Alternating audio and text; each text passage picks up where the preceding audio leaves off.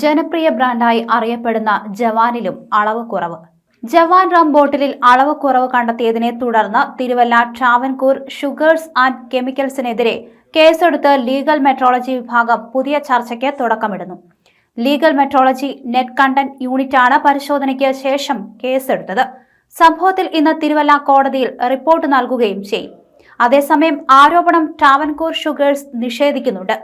Beverages കോർപ്പറേഷനു വേണ്ടി Jawan rum നിർമ്മിക്കുന്ന സർക്കാർ സ്ഥാപനമാണ് തിരുവല്ല പുളിക്കീഴിലുള്ള Travancore Sugars and Chemicals. 1 litre Jawan ബോട്ടിലിൽ അളവ് കുറവുണ്ടെന്നാണ് കണ്ടെത്തിയത്. രേഖാമൂലം പരാതി കിട്ടിയതിനാലാണ് ലീഗൽ മെട്രോളജി വിഭാഗം പരിശോധന നടത്തിയതും. അതേസമയം എറണാകുളത്ത് നിന്നുള്ള ഉദ്യോഗസ്ഥ സംഘം ഇന്നലെയാണ് മണിക്കൂറോളം സ്ഥാപനത്തിൽ പരിശോധന നടത്തിയതും. ലീഗൽ മെട്രോളജി വിഭാഗത്തെ തള്ളി ട്രാവൻകൂർ ഷുഗേഴ്സ് ആൻഡ് കെമിക്കൽസ് രംഗത്തെത്തി. അളവിൽ കുറവുണ്ടെന്ന വാദം അടിസ്ഥാനരഹിതമാണെന്ന് ട്രാവൻകൂർ ഷുഗേഴ്സ് ആൻഡ് കെമിക്കൽസ് പറയുന്നുണ്ട്. ലീഗൽ മെട്രോളജി വിഭാഗത്തിന്റെ അളവ് ഉപകരണം വെച്ച് തന്നെയാണ് ഓരോ ബോട്ടിലും നിറയ്ക്കുന്നതെന്നാണ് വ്യക്തമാക്കിയത് സ്ഥാപനം. അതേസമയം കേസിനെ നേരിടുമെന്നാണ് സ്ഥാപനം അറിയിച്ചിരിക്കുന്നത്.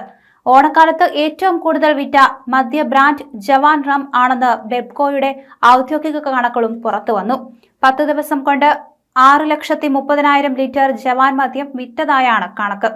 വില കുറഞ്ഞ മദ്യ ബ്രാൻഡ് എന്നതും സർക്കാർ ഉൽപ്പാദിപ്പിക്കുന്ന റം എന്നതുമാണ് ജവാന്റെ പ്രത്യേകത. ഓണക്കാലത്ത് ഇതിന്റെ ആവശ്യക്കാർ ഏറുമെന്ന് മുൻകൂട്ടി കണ്ട് ഉൽപാദനം വർദ്ധിപ്പിച്ചിരുന്നു. ഫുൾ കുപ്പിയിൽ അതായത് 750 ml മദ്യം പുറത്തിറക്കാനും തീരുമാനിച്ചിരുന്നു. നേരത്തെ 1 ലിറ്ററിന് 1000 ml കുപ്പിയാണ് വിപണിയിലുണ്ടായിരുന്നത്.